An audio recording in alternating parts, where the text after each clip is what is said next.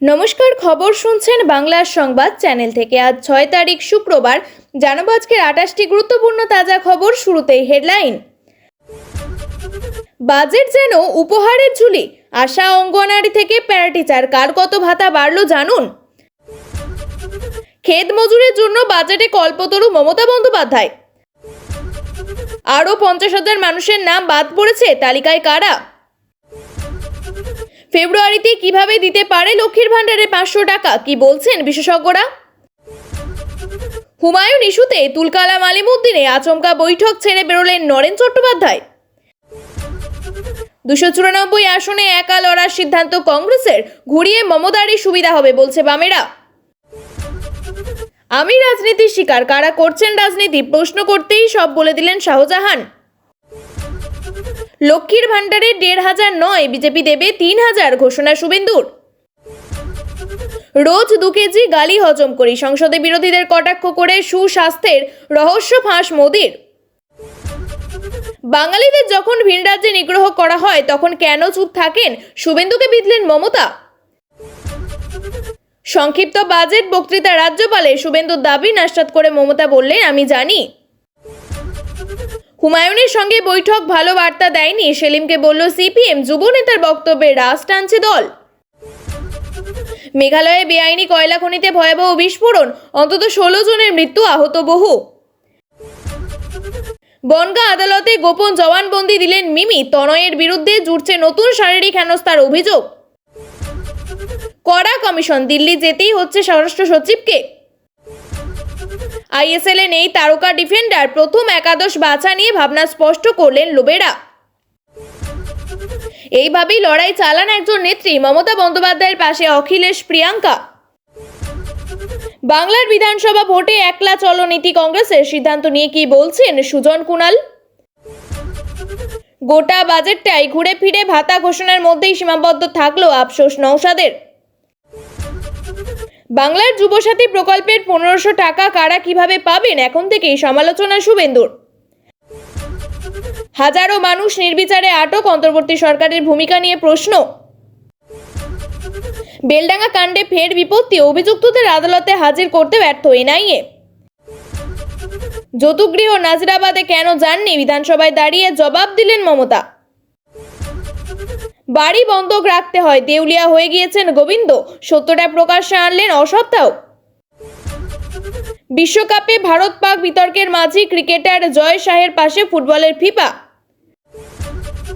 মোদির সংসদে অনুপস্থিত নেপথ্যে এপস্টেইন ফাইল ভীতি, প্রিয়াঙ্কার খোঁচা, ওরা ভয় পাচ্ছে।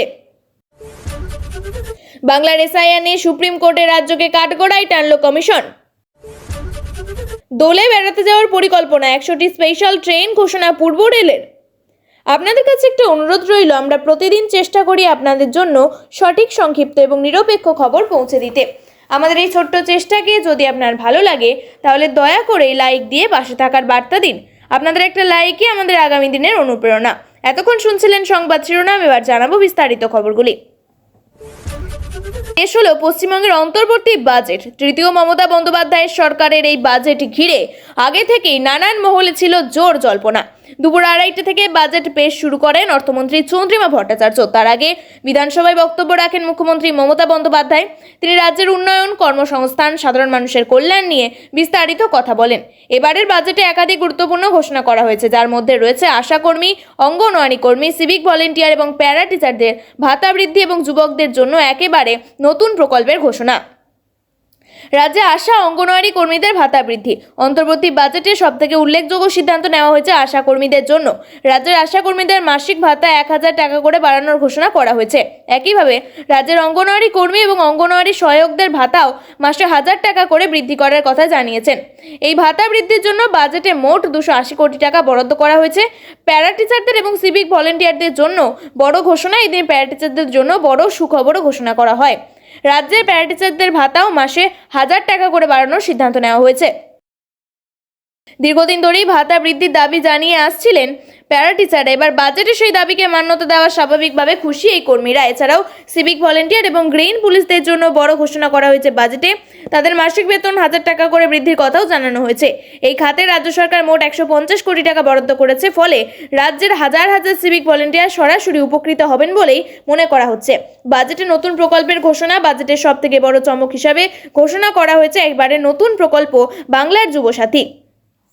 মুখ্যমন্ত্রী জানিয়েছেন, আগামী নির্বাচনের পরে তৃণমূল কংগ্রেস ক্ষমতায় ফিরলে 15ই আগস্ট থেকে এই প্রকল্প চালু করা হবে। এই প্রকল্পের আওতায় 21 থেকে 40 বছর বয়সী মাধ্যমিক পাস যুবক যুবতীদের প্রতি মাসে 1500 টাকা করে ভাতা দেওয়া হবে। বিধানসভা ভোটের আগে রাজ্যে ভোট অন অ্যাকাউন্ট বা অন্তর্বর্তী বাজেটে একাধিক ক্ষেত্রে ভাতা বা সাম্মানিক বৃদ্ধির কথা উল্লেখ করা হয়েছে। বাড়ানো হয়েছে সরকারি কর্মচারীদের ডিএ। এছাড়াও রাজ্যের যুবদের জন্য আসা হয়েছে বাংলার যুবসাথী প্রকল্প। কিন্তু এইসবের পাশাপাশি দারুণ খবর রয়েছে রাজ্যের ক্ষেত মজুর ভাই বোনেদের জন্য।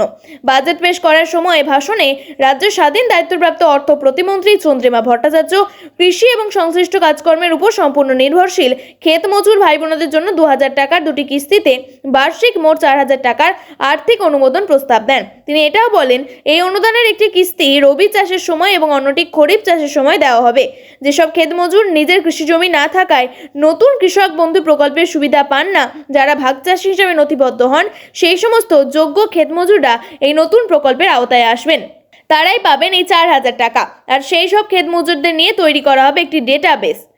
শুনানি শেষ হওয়ার আগেই 50,000 মানুষের নাম বাদ দেওয়ার সুপারিশ করলো ইয়ারোরা।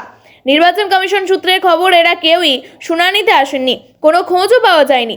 বিভিন্ন তথ্যের উপর ভিত্তি করে শেষ পর্যন্ত তাদের নাম বাদ দিল কমিশন।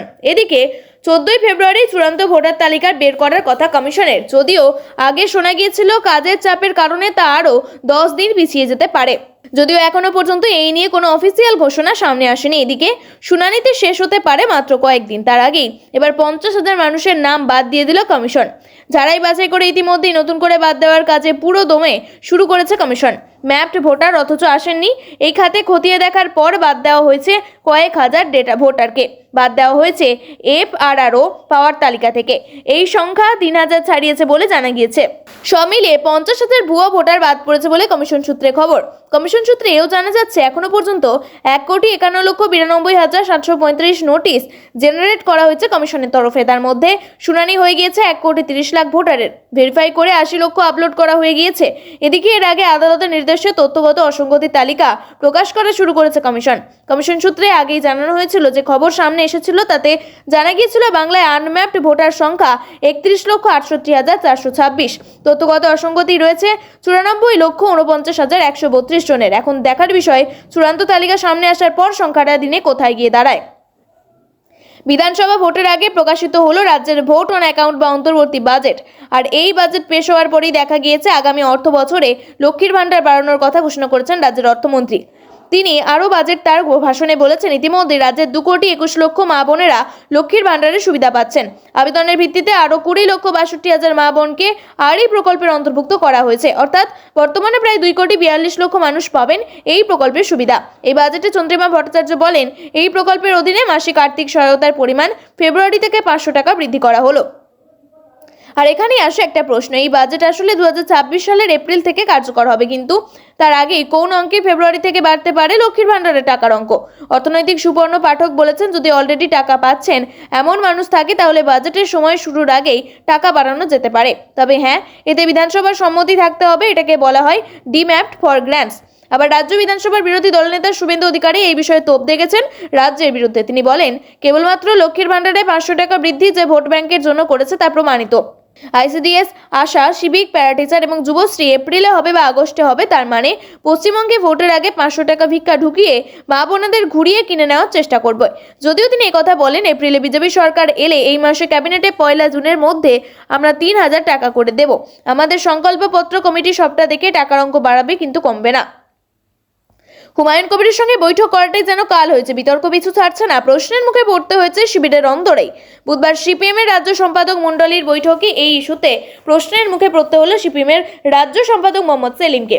আর এবার সেই একই প্রশ্নের উত্তর লইল আলিমুদ্দিন। পরিস্থিতি এমনই হয় যে শরিক দলের নেতাকে বেরিয়ে যেতে দেখা যায় বৈঠক কক্ষ ছেড়ে। বৃহস্পতিবার বিকেল 3টায় সব শরিক দলের প্রতিনিধিদের নিয়ে বামফ্রন্টের বৈঠক ছিল। সেই বৈঠকে হুমায়ুন প্রসঙ্গে শরিকদের তীব্র ক্ষোভ প্রকাশ পায় বলে সূত্রের খবর। শরিকদের একটা বড় অংশ সাফ জানিয়ে দেয় বামফ্রন্টকে মানুষ বিশ্বাস করে, অন্য কোনো দলকে নয়। দেখা যায় বৈঠক শেষ হওয়ার নির্ধারিত সময়ের আগে আলিমউদ্দিন থেকে বেরিয়ে যান ফরওয়ার্ড ব্লক নেতা নরেন চট্টোপাধ্যায়। আবার মিনিট 10 পরে ফিরে আসেন, ফের বেরিয়ে যান। পরে সাংবাদিকদের জানান তার দলের সেক্রেটারিয়েট মিটিং রয়েছে, তাই তাকে বেরিয়ে যেতে হয়েছে। এমনকি মোহাম্মদ সেলিমের নাম নিয়ে তির্যক মন্তব্যও শোনা যায় নরেনের মুখে।